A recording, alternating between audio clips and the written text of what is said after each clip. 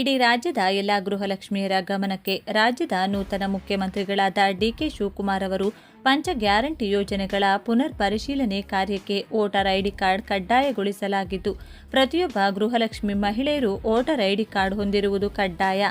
ಇಲ್ಲಾಂದ್ರೆ ನಿಮಗೆ ಗೃಹಲಕ್ಷ್ಮಿ ಹಣ ಬರಲ್ಲ. ಹೌದು, ಆದರೆ ವೋಟರ್ ಐಡಿ ಕಾರ್ಡ್ ಹೇಗಿರಬೇಕು ಮತ್ತು ವೋಟರ್ ಐಡಿ ಕಾರ್ಡ್ ಎಲ್ಲಿ ಕೊಡಬೇಕು, ಅದನ್ನು ಯಾರು ಪರಿಶೀಲಿಸುತ್ತಾರೆ? ವೋಟರ್ ಐಡಿ ಕಾರ್ಡ್ ಹಳೇದಿದ್ರೆ ನಡೆಯುತ್ತದಾ ಅಥವಾ ಬೇರೆ ಹೊಸದು ಮಾಡಿಸಬೇಕಾ? ಇಡೀ ಕರ್ನಾಟಕದಾದ್ಯಂತ ಈಗಾಗಲೇ ಎಲ್ಲ ಗೃಹಲಕ್ಷ್ಮಿ ಹಣ ಪಡೆದುಕೊಳ್ಳುತ್ತಿರುವ ಮಹಿಳೆಯರು ಸಾಮಾನ್ಯ ಸೇವಾ ಕೇಂದ್ರ ಅಂದರೆ CSC ಹಾಗೂ ಗ್ರಾಮ ಒನ್ ಕೇಂದ್ರ ಮತ್ತು ಇಂಟರ್ನೆಟ್ ಸೆಂಟರ್ಗಳಿಗೆ ಸರತಿ ಸಾಲಿನಲ್ಲಿ ನಿಂತು ವೋಟರ್ ಐಡಿ ಕಾರ್ಡ್ ಮಾಡಿಸಿಕೊಳ್ತಿದ್ದಾರೆ. ಮುಖ್ಯಮಂತ್ರಿ ಡಿಕೆ ಶಿವಕುಮಾರ್ ಅವರು ಹೇಳಿದಂತೆ ಕರ್ನಾಟಕದ ಮಹಿಳೆಯರನ್ನ ಹೊರತುಪಡಿಸಿ ಇತರೆ ರಾಜ್ಯಗಳ ಮಹಿಳೆಯರು ಕೂಡ ನಮ್ಮ ಯೋಜನೆಯ ಅಂದರೆ ಗೃಹಲಕ್ಷ್ಮಿ ಯೋಜನೆಯ ಲಾಭ ಪಡೆದುಕೊಳ್ಳುತ್ತಿರುವುದು, ಯೋಜನೆ ದುರುಪಯೋಗವಾಗುತ್ತಿರುವುದನ್ನು ತಡೆಗಟ್ಟಲು ರಾಜ್ಯದ ಎಲ್ಲ ಮಹಿಳಾ ಫಲಾನುಭವಿಗಳಿಗೆ ವೋಟರ್ ಐಡಿ ಕಾರ್ಡ್ ಕಡ್ಡಾಯಗೊಳಿಸಲಾಗಿದೆ.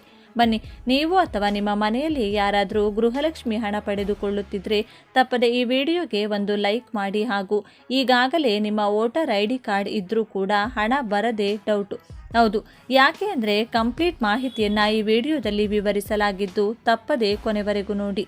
ರಾಜ್ಯದ ನೂತನ ಮುಖ್ಯಮಂತ್ರಿಗಳಾದ ಡಿಕೆ ಶಿವಕುಮಾರ್ ಅವರು ಪಂಚ ಗ್ಯಾರಂಟಿ ಯೋಜನೆಗಳಲ್ಲಿ ಅತ್ಯಂತ ಜನಪ್ರಿಯವಾದ ಗೃಹಲಕ್ಷ್ಮಿ ಯೋಜನೆಯ ಎಲ್ಲ ಫಲಾನುಭವಿಗಳು ಕಡ್ಡಾಯವಾಗಿ ವೋಟರ್ ಐಡಿ ಕಾರ್ಡ್ ಇರುವುದು ಕಡ್ಡಾಯಗೊಳಿಸಲಾಗಿದೆ.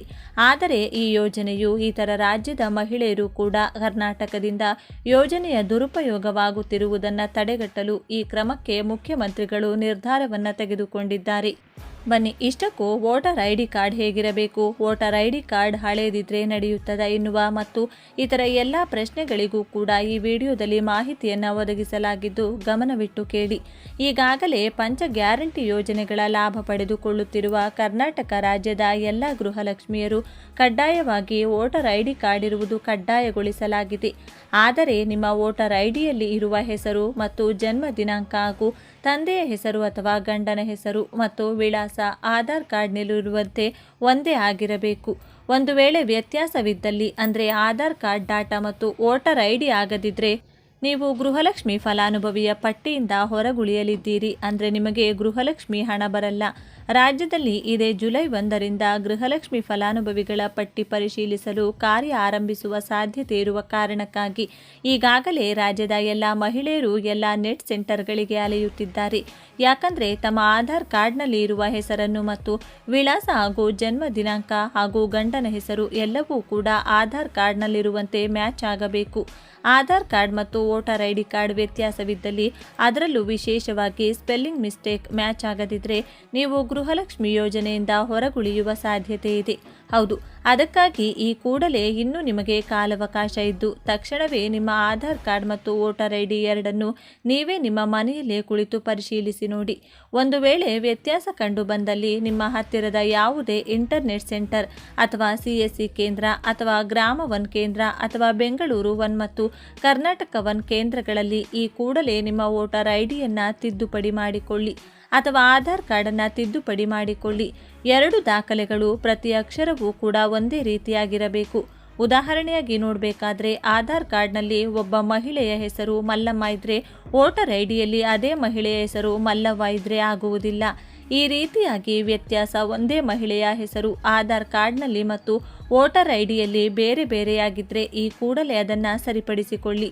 ಈ ಮಾಹಿತಿಯು ತುಂಬ ಉಪಯುಕ್ತವಾಗಿದ್ದು ರಾಜ್ಯದ ಎಲ್ಲ ಗೃಹಲಕ್ಷ್ಮಿ ಹಣ ಪಡೆದುಕೊಳ್ಳುತ್ತಿರುವ ಪ್ರತಿಯೊಬ್ಬ ಮಹಿಳೆಯರಿಗೂ ತಲುಪುವವರೆಗೂ ಎಲ್ಲ ಕಡೆ ಶೇರ್ ಮಾಡಿ. ಈಗಾಗಲೇ ನೀವು ನಿಮ್ಮ ಆಧಾರ್ ಕಾರ್ಡ್ ಮತ್ತು ವೋಟರ್ ಐಡಿ ಕಾರ್ಡ್ ಎರಡನ್ನೂ ಕೂಡ ಮ್ಯಾಚ್ ಆಗುತ್ತಿದ್ದು ಎಲ್ಲ ಕರೆಕ್ಟ್ ಆಗಿದ್ರೆ ಯಾವುದೇ ಭಯ ಪಡುವ ಅಗತ್ಯವಿಲ್ಲ. ನಿಮ್ಮ ಮನೆಗೆ ಅಂಗನವಾಡಿ ಶಿಕ್ಷಕಿಯರು ಬಂದು ನಿಮ್ಮ ದಾಖಲೆಗಳನ್ನು ಪರಿಶೀಲಿಸಿ ನಿಮ್ಮ face Aadhaar authentication it's mean face recognition verification ಮಾಡಿ ಹೋಗುತ್ತಾರೆ.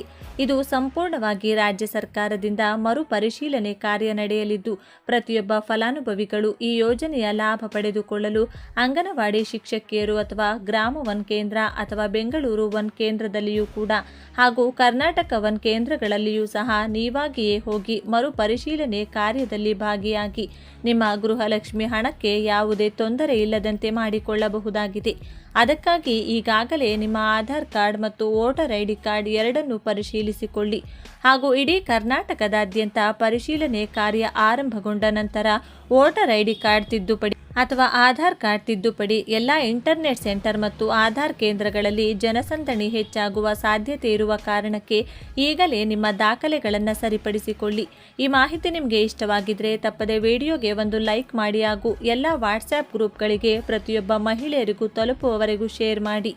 ನಿಮ್ಮ ಯಾವುದೇ ಪ್ರಶ್ನೆಗಳಿದ್ದರೆ ಕೆಳಗೆ ಕಮೆಂಟ್ ಮಾಡಿ. ಧನ್ಯವಾದಗಳು.